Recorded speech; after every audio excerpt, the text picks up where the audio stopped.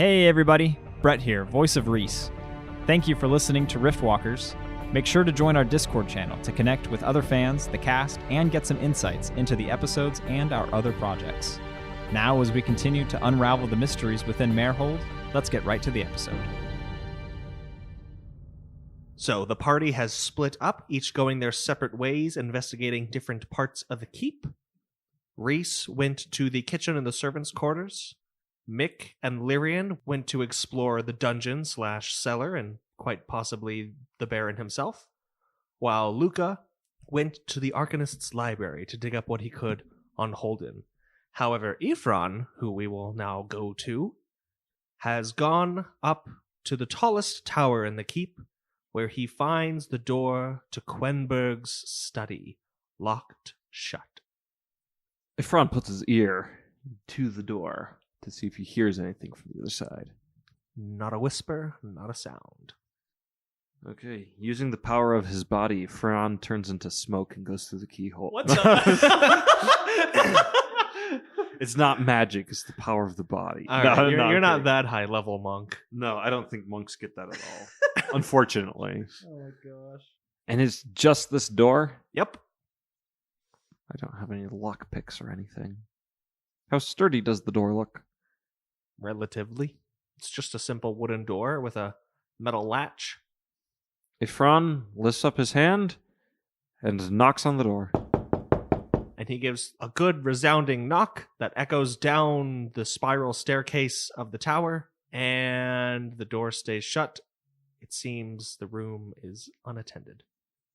Ifran kicks the door. With the intent to break it open? Yes. All right, roll strength check, please. Oh, nuts. Can I use dexterity instead of that? You can make a straight-up attack on the door. All right, Ifran, he takes a quick look over his shoulder, listens, doesn't hear anybody. Nope. And he does a big wind-up palm strike right into the door. Okay. Make an attack roll. Ooh. Rolled a 26. That easily hits the door. And that is going to do 8 damage. Okay, you make a sizable impact on the door, and it batters in just a little bit, and the iron fittings on the lock and handle mechanism have come a bit loose. Okay. And then in 2 swift blows, I hit it again. Twice. Okay. 19 more damage. All right. So you give it a good smack right where you did before, and the iron fittings of the lock latch mechanism just pop off, and the door swings open, still intact, as the bits that you knocked off clatter to the ground. All right. I let myself in. All right, then. But I take one last listen. Is anybody coming? Doesn't sound like it. Okay, good. Good. I survey the room, and first, try to find a suitable hiding spot should anybody interrupt me. Okay. I'm logging that away for later. Roll perception. 11. You could possibly conceal yourself somewhere in the nooks of the room. Possibly. Okay. Is there a desk? Yes. All right. I'm going right for that desk. Opening up the drawers, seeing what I find. And, every couple of minutes, I stop and I listen for the sound of footsteps. Okay. There are lots of letters inside the drawers, and then the bottom drawer, the biggest one, is locked. Do I notice a key anywhere? There is a keyhole. You have not been able to find a key anywhere on the desk or inside the drawers. Okay. Using 2 of my fingers, boom! I smack that, and I try to break it open. Instead, you break your fingers. All right. You do a 2-finger punch on the lock. 17. The lock breaks off, and then with the force that you hit it with, the drawer kind of slides open at you. Okay, what's inside? You see there are a few instruments, odd little things like a spyglass and such, and then a book on the bottom. I pick up the book. Okay. It is a thick purple binding, rather faded at the edges. The pages are also fraying. I take the book and I exit. Well, as you turn to exit, you start to hear footsteps coming up the stairs. I knew it. All right, I go to one of the little... Actually, first I grab the little spyglass. Okay. And then, and the book. And I go to one of the previously found nooks. Have you concealed your doings and all? Did Did you close the drawers? Yes, I closed the drawers. But I mean, like, they're going to know somebody was here by the broken locks. Yeah. I conceal myself right on the other side of the door. Okay, roll stealth. That's a 25 on my stealth. Nice. Okay. If You only- hide right behind the door. If only I were level 9, I could hide on the ceiling. All I'm saying is you're hiding behind the thing that they're probably going to inspect the closest. Oh, and I make everything, real quick, I make everything look disheveled before I go and stealth. Just like somebody. I make it look like robbed somebody you. ransacked the place. Okay. Just real... I feel like if they're coming up the stairs, they would have heard that. Well, He a does it spiral very staircase can be stealthily. very echoey, so there could be more lead time than he thinks. All right. Well, after a good little while of hiding behind the door, you see from behind the door Quenberg enter the room, and she just looks exasperated, and she, like, what in the world is going on here is the expression on her face. And she doesn't say anything, but she gives a big huff as she begins gathering things off the ground and putting them on the desk. And she's wearing these long gloves that go up to just below her elbows, and she takes those off and she puts them on the desk. And as she bends down to open the drawers of the desk and putting some papers inside, she opens the bottom drawer, her mouth goes agape, and she goes, "Oh, damn it all." And then she starts scrounging through it, and she begins looking for things furiously. Is she pretty preoccupied looking down at that? Yes. Okay, Ifran takes this moment to chuck the spyglass to the other side of the room, So the spyglass goes all the way across the room, and it makes a loud clang. and it actually shatters against the wall. The glass breaks. Does she look over there? She does. And in that split second, Ifran comes out from his hidey place, swipes the gloves off of the desk, and gets out of there. So the gloves are across the room. So you'll make a stealth roll if you want to Oh. do that. And she has made a contested perception check. 22. As you are in the doorway, she turns and her voice grabs your attention and she says, "What in Vale's name are you doing here?" Leaving? And I take the gloves and I'm out. You got to run to So get the you gloves. run across the room again. Yes, I'm very fast. Okay, no, I don't run away, but I do grab the gloves. So you dash over to her and then grab the gloves. Okay. That is an interesting decision. Okay. So as you dart over to her to grab the gloves, she tries to grab you. Well, I dodge. Well, she makes a roll and you can contest it. Okay, with what? Dexterity? Yeah, you'll do her strength against your dexterity. I'm a slippery little guy, and I hope she's not a bodybuilder. Oh, that's 13.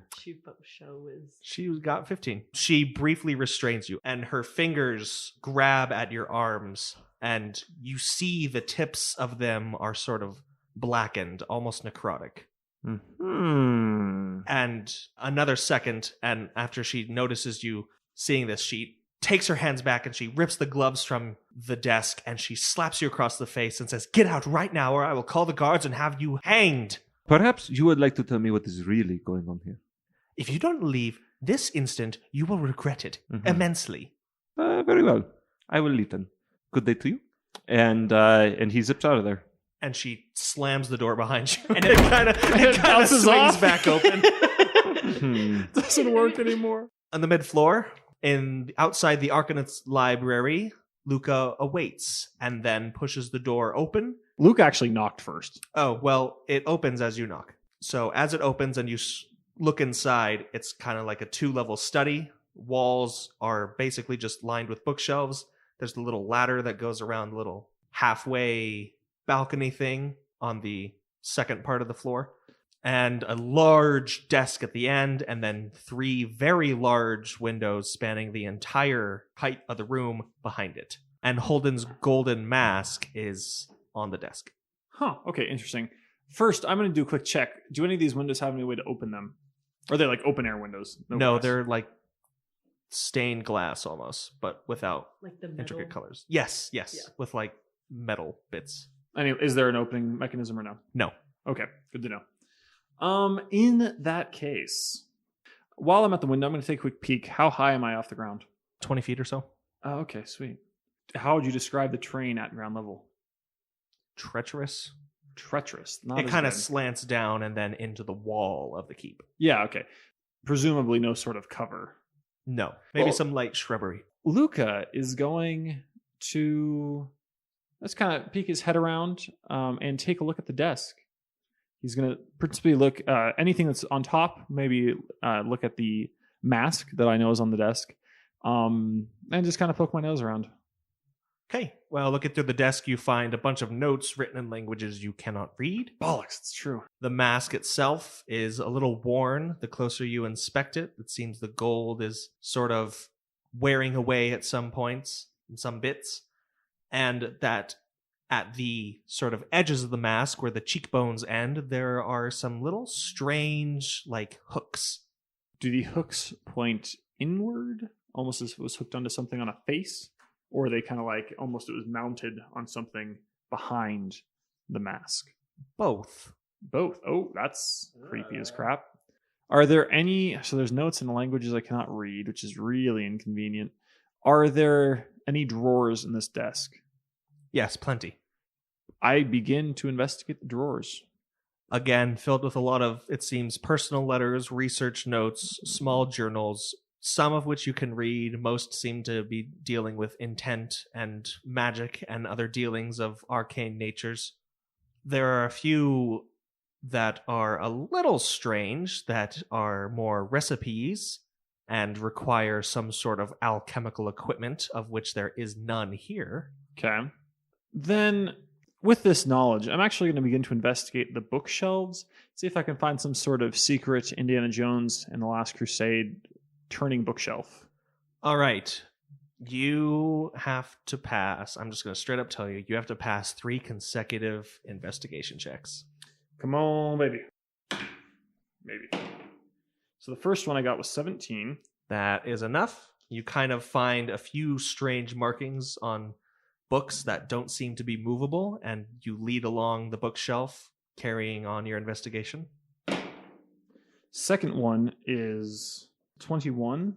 Okay. You come to a point where there seem to be small engravings on the wood of the shelves itself, leading you to one of the corners. And the third one was a nat 20. You find 4 little indentations. I begin to mess with them, trying to open it. They're indentations, like something like a key would fit, or larger as in like, oh, you need to put like a book there. Like a tiny hook. Like a tiny hook. I go and I grab the mask. Is it a similar hook? Absolutely. I insert the hooks into the indentations and try to pull. It's a little strange getting it in because, you know, the hooks are on both sides. So you kind of have to like fit one in and then force the other one. And then same on the other side is even a bit stranger and harder. But eventually you do get it in. And then as you pull, a little square of that shelf comes out. And then across the room on the other corner, an entire bookshelf swings open. Boom! So Luca's going to check out what's going on in there, you know? What's going on in there? Luca is going to investigate the other room, the secret room that just opened up. It's not very large, and as you step in, you see an array of tables and shelves holding all sorts of things. Ingredients and whatnot, and then in front of you an incredibly large, complicated set of beakers and vials and tubes and syringes and odd little instruments where it seems someone has been brewing something. And it smells like nothing. Interesting. Are there any Lycles in the room? No. Okay. Now, does he notice anything else? Is there anything else for him to see and understand from this? No, just a large alchemy set in a hidden room. Not knowing anything about alchemy, Luca can do nothing about it. So he steps out and shuts the door. Okay. No, he's going to grab a couple of those things that looked like recipes, and he's just going to leave if no one's there. Well, as he goes outside and turns around the corner, he bumps into Arcanist Holden himself. Yes! Who looks at him and is like, "Oh, gods above, what are you doing here?" I was hoping to talk to you. "Oh, would you like a tour of the library?" I would love one. Well, then come on in. Let me just grab a few things. And he motions for you to enter again. Did he see me as I was leaving, or as I was like turning the corner to go away from the area? You turned the corner from the library and bumped into him, but he obviously had his head down and he dropped a bunch of things and picked them up. Oh, okay. In that case, and I'm like, as I enter, I look suitably impressed at seeing so many books. Yes, it is quite the collection I've managed to compile over the years, and the Baron has been most gracious about helping me expand my knowledge. I've done many marvelous works in the name of the Arcanum here. Yes, I'm actually quite interested in something. I don't know the topic of your personal research, but what do you like to study? I myself, while lacking the talent and the skill, do have some interest in the mechanics of this, particularly the use of licals. That's a bit outside of my expertise, actually. I was more a student of imbuement at the Arcanum myself. I'm not familiar with imbuement. What exactly is that? Imbuement and artificery are sort of linked together to crafting arts, one might say. It is giving let's say, a mundane item a special or magical property. And artificery would be then crafting a specific item for those intents and purposes. For instance, and he opens his satchel and he starts to pull something out, and then he kind of like realizes what he's doing, and he puts it back. He's like, I'll show you something on a different occasion when I can think of a good example. To be honest, it seems like you were ready to present something, and I had an idea that I was hoping to maybe discuss with you. I've had some interesting observations recently that I think could lead to significant study. Again, untrained, but very, very interested in learning more. So his eyes kind of flit around the room to his desk, to the bookshelves and whatnot, and he goes, well, maybe on another time after the feast, perhaps you can invite yourself back up here and we can talk a bit more. But I do have some pressing matters to attend to, if you don't mind. Research into, of course, the Baron's ailments as of late. I assume it is some working of some fiend. But yes. Why don't you come back after the feast and we'll speak more. Okay, so Luca approaches more closely. This is in his satchel, correct? Yes, like hanging on his side. Yeah, like hanging on his side here. Luca approaches more closely, kind of goes to shake his hand, maybe a shoulder move here as well. Hand on the shoulder, and he says, I'd really appreciate that. I think with your knowledge of imbuing objects with magical purpose and my particular design, we could create something that could really change the lives of people. Yes, wonderful. And he does. If you're going to try to nab that. I am totally going to try to nab that. Come on, baby.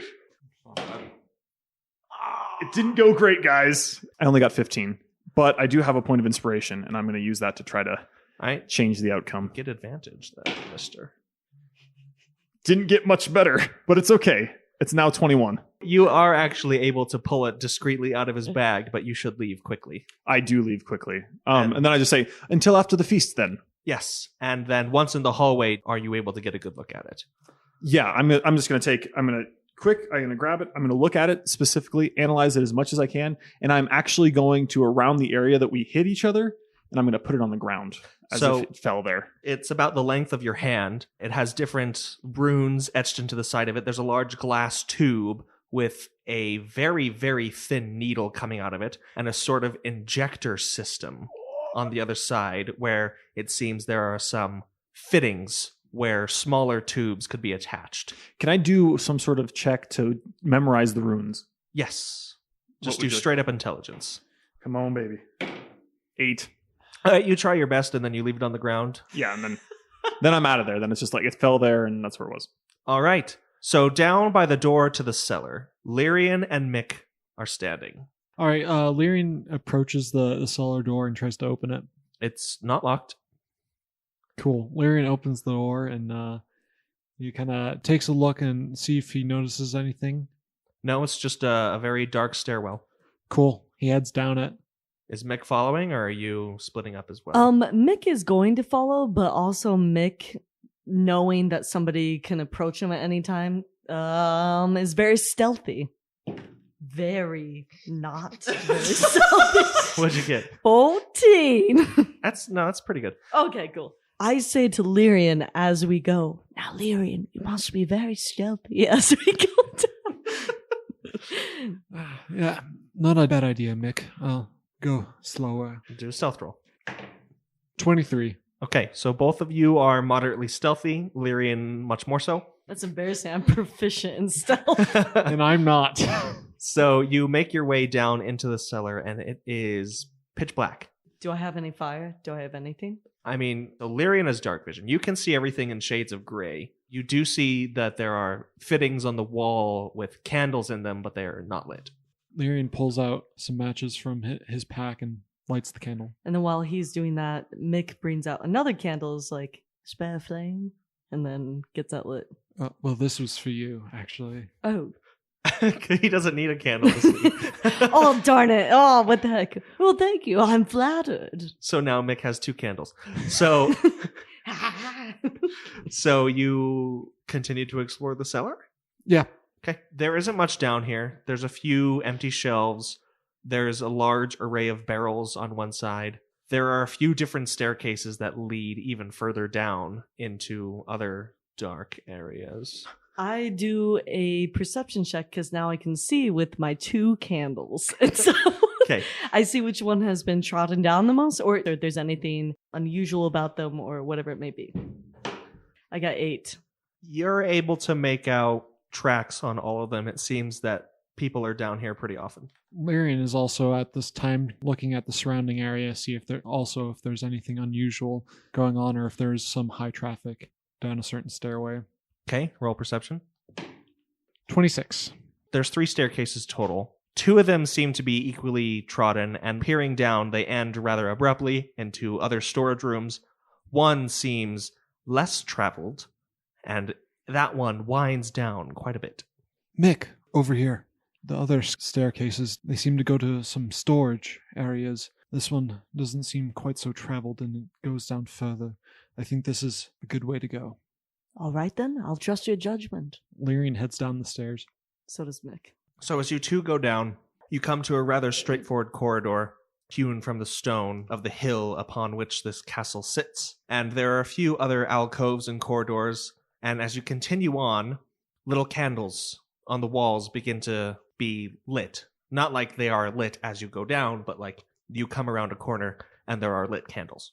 And as you continue down, you come into a little room with a few pews and a sort of altar at the end, and you see arrayed behind the altar are 10 small figurines, and then there's another door just behind the altar to the left side that seems undisturbed. It seems to be a chapel of some sorts to the 10 truths. Do you think so? I think you might know a little more about it than I do. Yes, I suppose so. Well, there seems to be a door behind to the left. Shall we journey on? Not a bad idea. Maybe we should check the area real quick, make sure there's nothing that we're missing, and then proceed. Perhaps you're right. I'll check the left. All right. All right, both of you do investigation. 10. 17. So, Lirion, you find nothing of import. A few trinkets on the altar, some coins in a bowl. Mik, you actually find, left behind on one of the pews, a little wrought iron key. Hey, Lirion! Over here! I found a key! Lirion kind of takes it out of Mik's hand, just kind of examining it. This could be useful. Maybe it goes to this door. I guess we'll find out if it's locked or not. Well, shall we? As you sort of jiggle the handle, it is locked, and do you try to fit the key in it? Yes. It fits and opens. And what do we see? Another staircase leading down, however, not lit. Blast my eyes. I can't see this. I'll get a couple of candles. There is a little holder right next on the inside of the door where there's a candelabra. Lirion grabs it, kind of holds it out to Mik and says, "Here, we can light it on one of these candles in this room." All right, so you light the few candles on the candelabra. And we starts to head down the stairs. Mm-hmm. And Mik falls. Great. So as you go down, it becomes readily apparent that this is sort of a crypt. There are small alcoves on either side where there are stone coffins and engravings upon said coffins in just a sort of grid array. And going through, you find lots of different names and people and such until you come to the terminal end of this array here, and there is a small chamber. And inside that chamber is a simple pedestal, and atop the pedestal is a bowl. Is there any ruins on the door of the chamber? or on the bowl or anything upon closer inspection? So as Mik steps up to the pedestal, right on top there's a little inscription, and it says, "To Merwin, whose whole heart wasn't enough, only pure did she pass." And you also notice that at the base of the pedestal is a knife that seems to be slightly bloodied. And the pedestal and the bowl are also flecked with little bits of blood. And inside the bowl, there's even a tiny little bit of blood just resting at the bottom, or at least a thick red liquid. I suppose from my observation skills that this is blood. Okay, yeah, it's blood. Cool. Do you see that inscription? What do you suppose that could mean? Well, judging from the blood and the dagger, I imagine some kind of ritual of some sorts. I don't know if it would be a great idea to stick around here for much longer. Maybe we should take a quick look around the room and be on our way. Yes, let's look around. Perhaps there's more about Merwin. How big is this chamber? Not very big. 2 investigation checks, both of you. Okay. So I got 12. 8.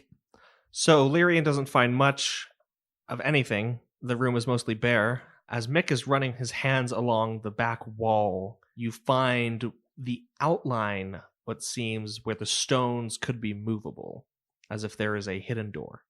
Lirion, look at this.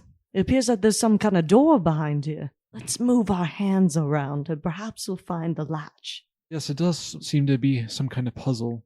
I suppose it wouldn't hurt to give it a try.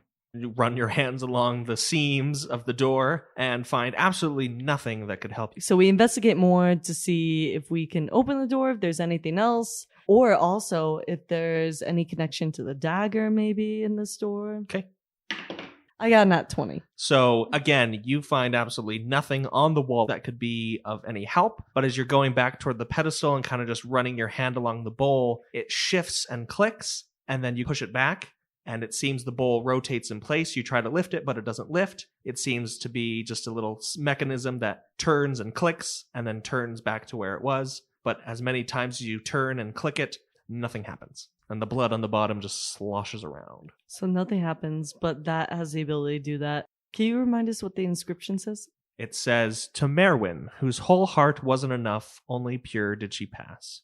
I wonder if this is one of those situations in which you have to, you cut your hand and then you put your blood into it. Or we stab our hearts out. You can do that, Mik. Actually, don't do that. Do I notice anything on the bowl of which I could put the dagger? Nope, it's just a plain old bloody dagger. It really has no significance. It has blood on it. It does have blood. I mean, dried blood. So we turn this, so a full rotation. Can I do that? No, it stops at about 45-degree turn and then clicks, Counterclockwise. and then you can go back to where it was resting, and it can't go any further. So we can't see the bottom of this Of the bowl? No, and it's immovable. You already tried to pick it up. Well, I was thinking more of like a hole at the bottom, like a dagger could go into. No. Nope. Perhaps we can do this. Just a little. And then I hurt my little finger. So you cut On my- yourself? just like a little one. It isn't. You know how you put a needle? Okay, Yeah. So I put a You needle. prick right yourself with the there. knife. I prick myself with the knife, and I put it in the bowl. And the little droplets plunk, plunk down into the bowl with the rest of the tiny little bit of blood at the bottom. So can I see the bottom? Yeah. So nothing cool there. Nope. Nothing to write home about. No. Okay. And nothing happens.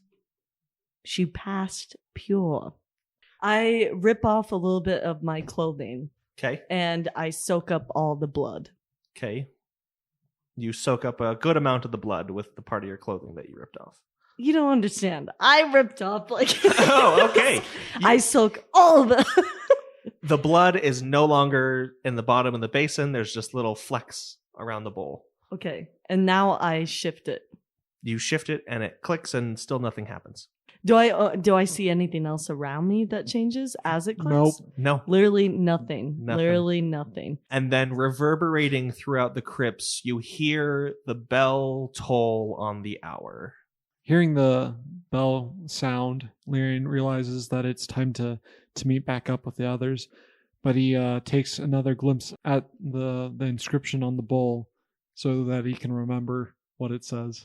Okay, we take what we can and what evidence, and we're gonna go back because we're like, Scooby-Doo, we gotta go. I want to take the dagger. Mik takes the dagger, and he quickly puts it underneath the bloodied cloth, stows it away so nobody can see it. All right, and then the both of you start back through the crypts and up from the cellar. We're going to go over real quick, flashback a few minutes to Reese, who is in a back storage room and has just been confronted by two men holding knives. Yep. One of them is going to take an action, and then you can take an action, and then the other one will take an action, and that'll be it. Okay. And then you can take your second action. So the one that was behind you tries to stab you and definitely hits. And he fits that knife right into the back of your ribs for 8 damage. And so one's behind me, one's in front of me. Correct. Okay. Here's what I'm going to do. Immediately, Reese kind of lunges forward at a 45-degree angle, kind of positioning himself now like an equilateral triangle between the two. Okay. And in a quick flourish of motion, he pulls the sword off of his face, now illuminating the entire room. In a booming voice, he just says, "You will let me speak." They shield their eyes and they keep trying to advance on you with their knives. Then with one attack, he is going to reach his hand out and a rune on his sword glows. The guy to my left has to make a wisdom saving throw. He got a nat 1. Okay, so you can decide if there's any extra thing to this, but I was doing hold person, so he would be paralyzed until he can pass a saving throw. Okay, then he's straight up paralyzed. So he can't do anything, he can't move. And then with my second action, And you will take a point of strain for using magic. As you cast this spell, you notice it kind of wears upon you. okay, and then as he's holding this one person, he intensifies the glowing from his face enough so that if the person advancing if he advances any closer, he will take damage. And he just says, "I am not here to hurt the Baron. What are your intentions?" The one that isn't paralyzed does advance, and he tries to attack you. And he misses with his knife, but he stabs past you. Does he get burned then? He does. He Okay. takes 4 damage. Okay, that's not very much. Okay. The other one is now free of his magical holdings, and he tries to attack you as well. And he misses as well and also gets burned for 4 damage. Okay, cool. And they're like not responding at all to anything I'm doing or saying. They yell something in a language you don't understand. Ah, freaking crap. Here. But one of them could speak. I understood one of them. But it seems they're yelling to each other. In that case, with one fell swoop, I put the mask back on my face and I vanish into thin air and I reappear 30 feet away inside the castle. Back in the servants' quarters, actually. And I maneuver my way out. In the kitchen? Yep, so I'm probably going to take some strength from that too, right? Yes. Okay. Take 2, actually. Okay. So you reappear and right into the face of some young woman who is carrying a big platter of dishes and plates and bowls, who screams and drops that and slips onto the floor, and all that clatters with a huge crash. And the whole kitchen is now turned. You have like 3 seconds to react. Are you just going to bolt? Reese is just going to keep going, yeah. Okay. And then back to where everyone was. He takes a roundabout way. He doesn't go directly there. He kind of checks to see if anyone's following him or looking at him weird. But if he sees he's in the clear, he's going to go back. All right. So it's been an hour. Everyone then is back at the room. I never said I went back. I said I was waiting. Until what? I was given Quenberg a little bit of time to compose herself. And then? And then I wanted to go back and ask her about the book. Okay. So during the course of the hour, while you're standing in the stairwell, she actually comes down out of her study and she looks at you and she glares. Her gloves are on and she's carrying a bundle of papers under her arm and she pushes past you without saying a word. Would you like your book back?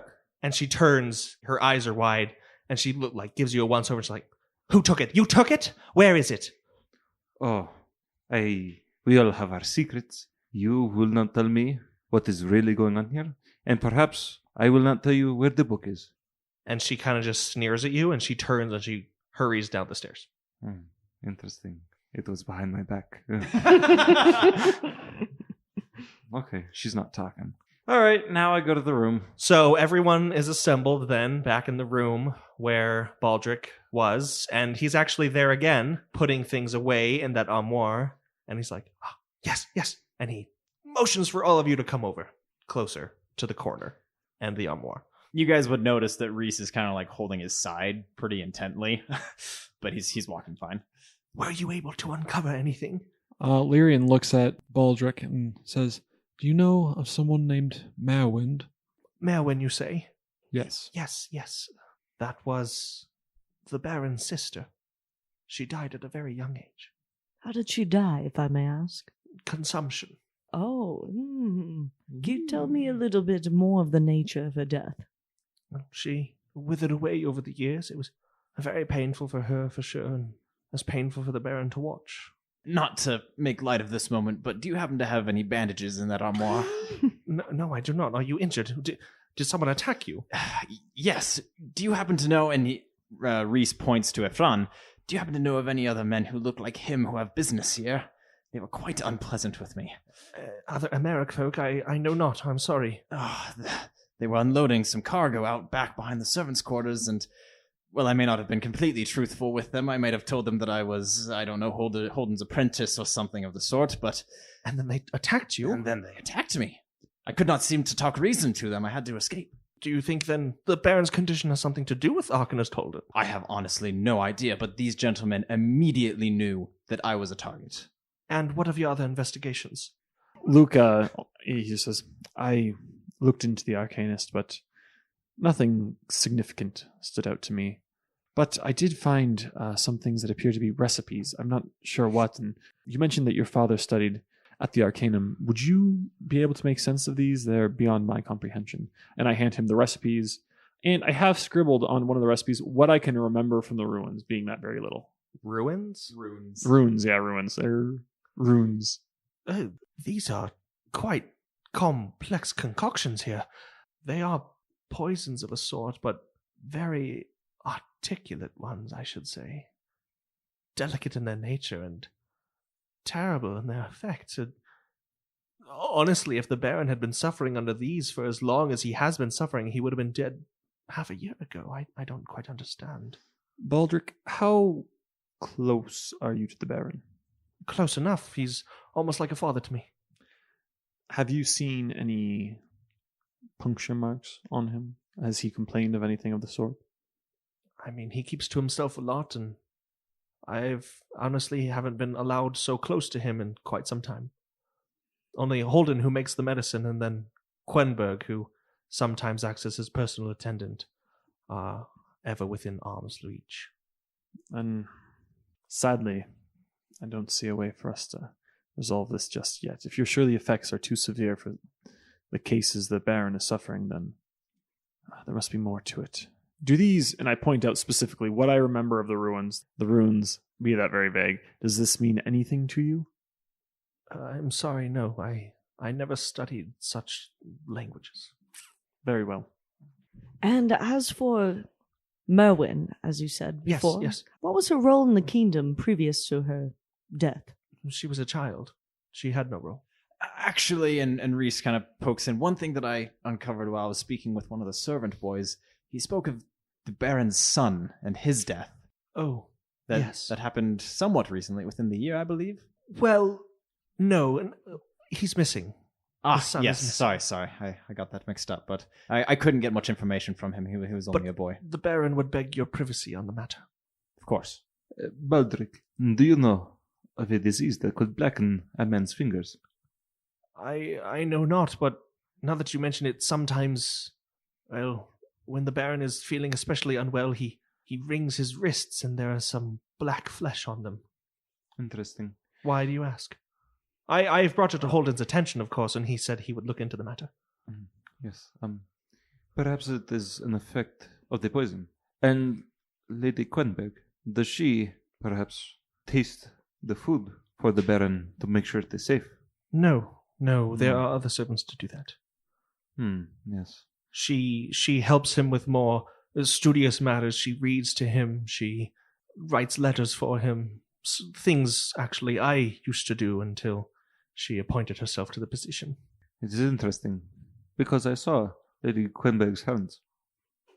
She has blackened fingers, I do similar not to recall. what you have described the Baron having on his wrist.